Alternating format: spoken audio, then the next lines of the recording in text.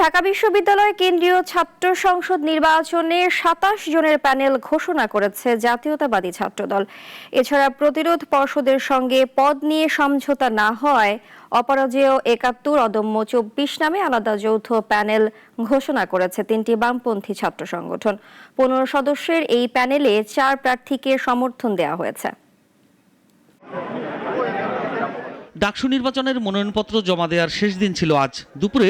ঢাকা বিশ্ববিদ্যালয়ের অপরাজেয় বাংলার পাদদেশে সংবাদ সম্মেলন করে এই প্যানেল ঘোষণা করেন জাতীয়তাবাদী ছাত্রদলের কেন্দ্রীয় সভাপতি রাকিবুল ইসলাম রাকিব। ডাকসুর ২৮টি পদের মধ্যে ২৭টি পদে প্রার্থী ঘোষণা করেছে ছাত্রদল। এই প্যানেলে সহসভাপতি পদে প্রার্থী হয়েছেন আবিদুল ইসলাম খান। তিনি ঢাকা বিশ্ববিদ্যালয় শাখা ছাত্রদলের যুগ্ম সাধারণ সম্পাদক। আর সাধারণ সম্পাদক পদে লড়বেন ঢাকা বিশ্ববিদ্যালয়ের কবি জসিমউদ্দিন হল শাখা ছাত্রদলের আহ্বায়ক তানভীর বারী হামিম। এটি শুধুমাত্র ছাত্রদল কেন্দ্রীয় সংসদ এবং ঢাকা বিশ্ববিদ্যালয়ের ছাত্রদল গণতান্ত্রিক প্রক্রিয়ায় আমরা এই প্যানেল নির্বাচিত করেছি। এখানে আর কারো কোনো হস্তক্ষেপ নেই। ছাত্রদল সম্পূর্ণরূপে গণতান্ত্রিক প্রক্রিয়ায়, আবারও বলছি, আমরা ছাত্রদল কেন্দ্রীয় সংসদ এবং ঢাকা বিশ্ববিদ্যালয় গণতান্ত্রিক প্রক্রিয়ায় আমরা আমাদের এই প্যানেল গঠন করেছি।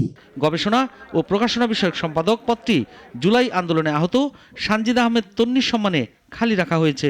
গবেষণা ও প্রকাশনা বিষয়ক সম্পাদক হিসাবে 2024-এর 15 জুলাই আহত ঢাকা বিশ্ববিদ্যালয়ের শিক্ষার্থী সানজিদা আহমেদ তন্নির সম্মানে আমরা ছাত্রদলের পক্ষ থেকে গবেষণা ও প্রকাশনা বিষয়ক সম্পাদক পদে পদটি শূন্য রেখে আমরা পূর্ণভাবে সানজিদা আহমেদ তন্নির সমর্থন ঘোষণা করছি।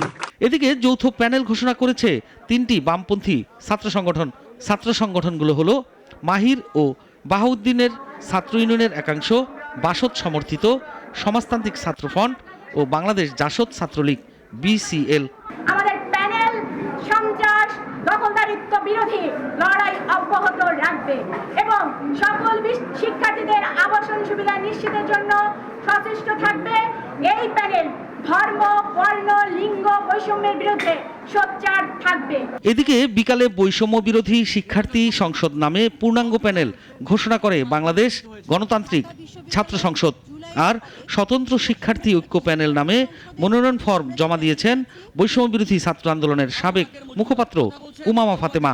যে এই ক্যাম্পাসের শিক্ষাঙ্গনে আমূল পরিবর্তন ঘটাতে হলে, শিক্ষার্থীদের সুযোগ সুবিধা নিশ্চিত করতে হলে, অধিকার নিশ্চিত করতে হলে অবশ্যই আপনাকে এখানকার রাজনৈতিক কাঠামো কেমন হবে সেটার একটা সুনির্দিষ্ট রূপরেখা হাজির করতে হবে। আমাদের এই প্যানেলটির বিষয়ে কিছু তথ্য আপনাদের সামনে উপস্থাপন করতে চাই।